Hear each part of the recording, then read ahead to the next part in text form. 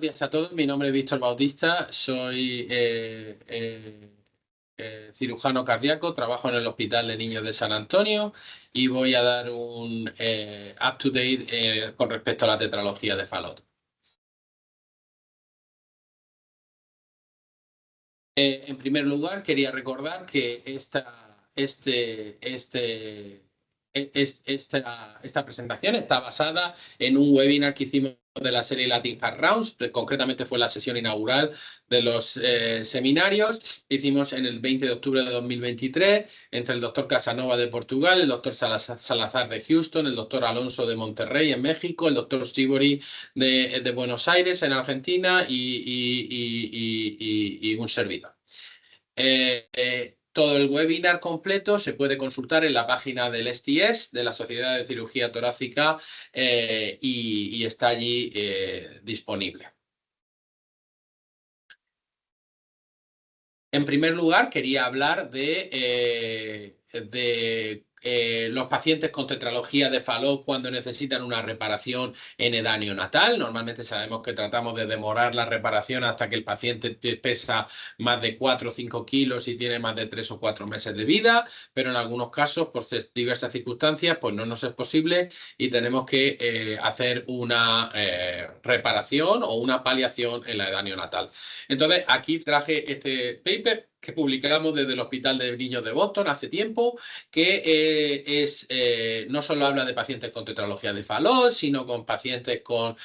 atresia pulmonar, de truncus arteriosos, de pacientes con tetralogía de Fallot y válvula pulmonar ausente, pero lo traigo porque es un paper muy citado en la literatura sobre qué pasa cuando tenemos que reconstruir el tracto de salida del ventrículo derecho en pacientes recién nacidos, en neonatos. Y lo que observamos con este trabajo que aunaba casi 300 pacientes es que los pacientes, independientemente de su del homoinjerto que utilizásemos, cuando lo hacemos a una tan temprana edad, pues realmente no importa mucho si es pulmonar o aórtico, porque el homoinjerto falla más que nada por el crecimiento del paciente. Y luego, pues también vimos que si se podía preservar la continuidad del tracto salida del ventrículo derecho y hacer un parche transanular o incluso un parche no transanular preservando la válvula pulmonar, eso era lo que mejor durabilidad tiene. O sea, siempre es mejor en neonatos, siempre que se pueda, no poner un conducto porque su durabilidad está claramente demostrada que es superior. ¿Qué hacemos en nuestro hospital? Pues en nuestro hospital intentamos tratar y reparar a todos los niños que pesen más de 3,5 kilos, 4 kilos y siempre que estén estables. Y reservamos la paliación para pacientes de menos peso y que estén inestables. A continuación, ¿qué hacemos cuando qué hacemos con el paciente recién nacido sintomático? También aquí te quería traer otro estudio que deciden que en algunos hacían reparación, pero en otros hacían una paliación normalmente con una fístula sistémico-pulmonar, la típica fístula de Blalottaussig. Aquí, como vemos, hay un dato muy importante, que es que los pacientes que se reparaban de manera inicial, pues no era en la mayoría de los casos posible hacer una preservación de la válvula y los pacientes acababan con un parche transanular, que como bien sabemos, pues tiene unos efectos deleterios a largo plazo. Mientras que estos autores demuestran que la válvula pulmonar, como se ha visto en numerosos estudios, tiene posibilidad de crecer y de manera exitosa consiguieron que muchos de estos pacientes que recibieron una fístula primero, luego se pudiera hacer una reparación de la tetralogía de Fallot preservando la válvula pulmonar. Es decir, que también es una estrategia adecuada paliar inicialmente a los pacientes intentando luego proporcionar una reparación cuando el paciente ha crecido unos meses y está fuera del periodo neonatal. ¿Qué hacemos nosotros en nuestra institución? Pues normalmente cuando el paciente está sintomático al nacer y no se puede colocar un stent ductal, pues optamos por esta paliación consistente en la fístula quirúrgica, la fístula de Blalottaussig. Luego aquí he traído un paper también que habla un poco, compara un poco la edad neonatal, los stents en el conducto arterioso con respecto a la cirugía de fístula sistémico pulmonar. Y bueno, hay una cosa muy interesante, la mortalidad es comparable, en el estudio es mayor la mortalidad quirúrgica, pero eso también porque los pacientes son más complejos, los que se mandan al quirófano son más pacientes que solo tienen una fuente de flujo pulmonar y son pacientes que tienen más fisiología de ventrículo único que los pacientes que se llevan al cateterismo. En cualquier caso, lo que está claro de este estudio es que los stents en el ductus arterioso tienen menos estancia operatoria, menos incidencia de necesitar ECMO, parece que crecen mejor las arterias pulmonares, pero bueno, sabemos que son pacientes que van a requerir más intervenciones normalmente que cuando hacemos una fístula. Hay un estudio ahora mismo que se llama COMPASS, que está de manera prospectiva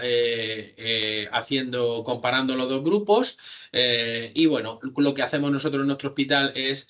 siempre lo tenemos como primera opción en un neonato que tenga tetralogía de Fallot sintomática con un ductus arterioso persistente. Es nuestra primera opción si el paciente requiere de aumentar su flujo pulmonar. Luego hay otra opción, como todos sabemos, que es en pacientes, en un determinado grupo de pacientes, poner un stent en el tracto de salida del ventrículo derecho para aumentar el flujo pulmonar. Esta es una estrategia que se ha realizado en algunos centros y que tiene algunas ventajas, pero tiene otras claras desventajas. Primero, cuando ponemos un stent a través de la válvula pulmonar nativa, pues ya sabemos que estamos obligando a que cuando llegue el momento de la reparación el paciente reciba un parche transanular y en ningún caso vamos a poder la funcionalidad de la válvula pulmonar nativa.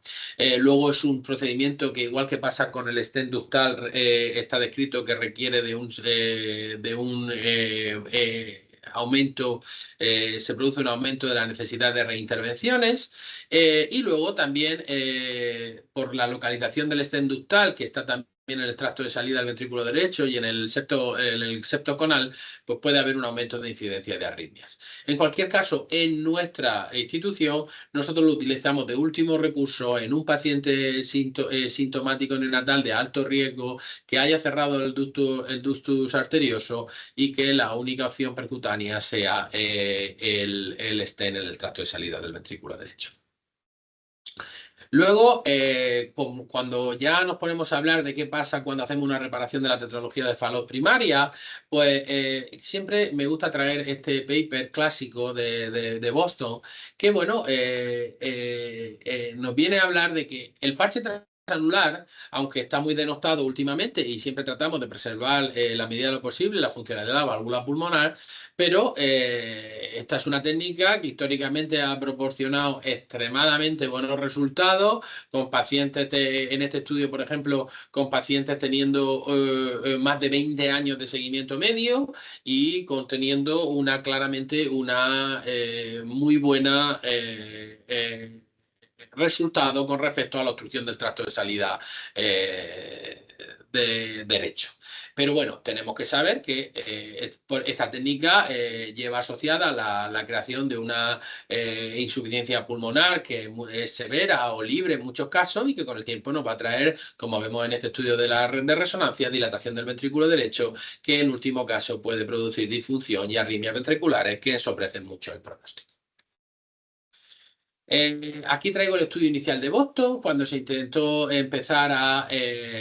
reparar la válvula pulmonar nativa en estos pacientes, por lo menos conservarla a la hora de realizar la reparación. Y bueno, pues poner de manifiesto que había muchos estudios a largo plazo que decían que los pacientes adultos que por cualquier causa habían tenido una insuficiencia que no era severa y una estenosis que no era severa, tenían beneficio y tenían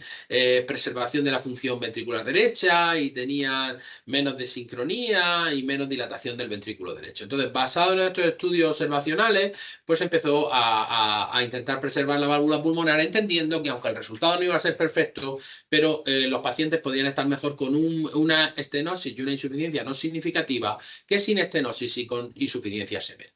Entonces, lo que se vio en este estudio, que es muy importante y que se ha contrastado con diferentes estudios, es que la válvula pulmonar puede crecer. Cuando la reparamos, la válvula pulmonar, que en principio parece que muy pequeña, con el tiempo se ve que puede crecer. Pero evidentemente, pues, ¿cuál es el problema? Pues que deja una estenosis residual, que podemos tener recurrencia de la estenosis a nivel de la válvula pulmonar. Entonces, aquí esto es otro estudio de Boston, pues, que venía a decir que cuáles eran los pacientes de este grupo inicial en el que se había preservado la válvula pulmonar que necesitaban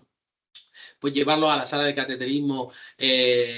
para dilatar otra vez la válvula pulmonar. Pues el grupo de pacientes eran principalmente los que tenían obstrucción a diferentes niveles, es decir, habíamos dejado un poco de obstrucción supravalvular a nivel del anillo y a veces también en el tracto de salida del ventrículo derecho. Sin embargo, aquellos en los que solo habíamos dejado estenosis a nivel de la válvula pulmonar, pues mostraban significativamente una menor incidencia de estenosis del tracto de salida de la recurrente y también un mejor resultado en la sala de cateterismo. Este es un estudio más reciente del mismo grupo de Boston con 162 pacientes. Y lo que vimos es que con el tiempo estos pacientes que en principio no iban a tener insuficiencia pulmonar significativa, pues desarrollan insuficiencia pulmonar significativa. Pero aquí quiero destacar varios puntos muy importantes. La edad de la cirugía eran 98 días, la edad media, y las válvulas eran relativamente pequeñas. El Z-score, la mediana del Z-score era menos 2.2. Entonces, los autores concluyen que los pacientes, cuando se hace esta técnica con menos de 3 meses de edad y con un Z-score de la válvula de menos de 2.45, pues es más improbable que vayamos a tener un efecto duradero. Nosotros utilizamos esta técnica y la hacemos de una manera muy similar, que es en un primer paso abrimos la arteria pulmonar y el tracto de salida del ventrículo derecho, resecamos las bandas septales y parietales y cerramos la C y V, y luego centralizamos nuestra atención en la válvula pulmonar, que nosotros normalmente realizamos con un escalpelo, una comisurotomía arreglada. Suelen ser válvulas bicúspides, como todos sabemos. Después de esto se inserta un balón a través de una ventriculotomía de manera anterógrada y se dilata el balón normalmente a un Z-score de 0 para la válvula pulmonar. Es muy importante, como vemos y como hemos comentado, que tiene que haber solo al nivel de la válvula es donde podemos dejar un poquito cierta obstrucción, pero tenemos que asegurarnos que la arteria pulmonar y el tracto de salida del ventrículo derecho están bien ampliados. Como veis aquí, casi los parches se ponen en contacto, el parche de salida del ventrículo derecho y el de la válvula pulmonar, y solo queda una pequeña línea que corresponde al anillo de la válvula pulmonar una vez finalizada la cirugía. Nosotros reportamos nuestros resultados a corto y medio plazo. Este es el paper a corto plazo y aquí estamos poniendo a medio plazo, y lo que vimos, de manera similar a lo que ven otros autores, es que la válvula pulmonar tiene capacidad de crecimiento en esta población con el tiempo, y que conforme va creciendo la válvula pulmonar, pues lógicamente el gradiente a través del tracto de salida del ventrículo derecho se puede reducir. ¿Por qué nosotros tenemos estos resultados que se diferencian un poco de los de Boston con solo un 20% de la cohorte desarrollando regurgitación pulmonar?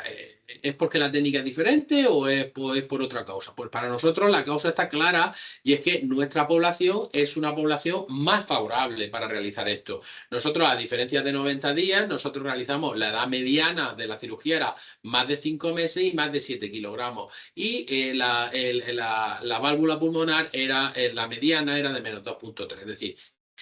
esta técnica, la conclusión es que es una técnica útil y nosotros la utilizamos en nuestra institución, pero tenemos que seleccionar los candidatos.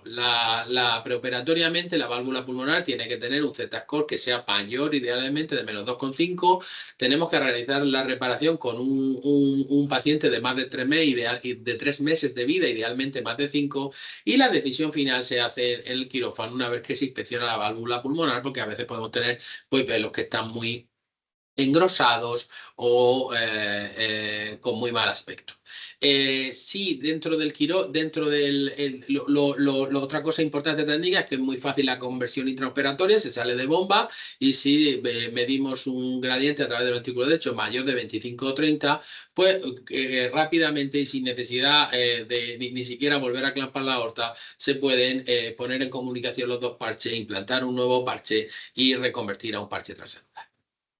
Luego, con respecto a la tetralogía de Fallot, otra cosa importante son los resultados a nivel global en este review que se hizo. Entonces, pues tenemos que tener en cuenta que en este metaanálisis de la literatura, que incluye a más de 21.000 pacientes, pues actualmente la tetralogía de Fallot es una cardiopatía que es común, pero que debe tener una baja mortalidad. Como cosas que estamos viendo que pasan en el tiempo es que cada vez se tiende a disminuir el número de pacientes que se le pone un shunt, se está tendiendo a disminuir el número de pacientes de que se le hace un abordaje de parche transanular y también se está disminuyendo en la medida de lo posible el número de pacientes que abordamos a través del tracto de salida del ventrículo derecho y se hacen a través de la aurícula derecha. En cualquier caso, y es importante recordarlo, estos pacientes, aunque inicialmente suelen ir bien con la cirugía y tenemos muy baja mortalidad y muy buenos resultados, son pacientes que van a estar sometidos de manera consistente a la necesidad de reintervenciones, tanto en la sala de operaciones como en la sala de cateterismo. Y en la conclusión, quería recordar que el manejo neonatal de la tetralogía de Fallot difiere entre diferentes instituciones. Las opciones que ahora mismo tenemos a nuestra disposición son reparar los pacientes de manera primaria a cualquier edad, poner una fístula sistémico-pulmonar, normalmente la fístula de Blalock-Townsend, poner un stent ductal o poner un stent en el tracto de salida del ventrículo derecho. Todas tienen sus ventajas y sus desventajas que hemos tratado de explicar en las diapositivas previas. Luego, que la tetralogía de Fallot se puede preservar la válvula pulmonar con buenos resultados, pero que tenemos que ser conscientes de que no es una técnica que se pueda aplicar a cualquier paciente con buenos resultados, sí inicialmente, pero no a medio o largo plazo. Es muy importante el tamaño de la válvula y la morfología de la válvula de la que partimos para poder asegurar mayor durabilidad de este tipo de intervención y que en cualquier caso la tetralogía de Fallot, hagamos lo que hagamos, va a estar sometida a una necesidad de reoperaciones y reintervenciones a lo largo del seguimiento. Y sin nada más, os quería dar las gracias por vuestra atención.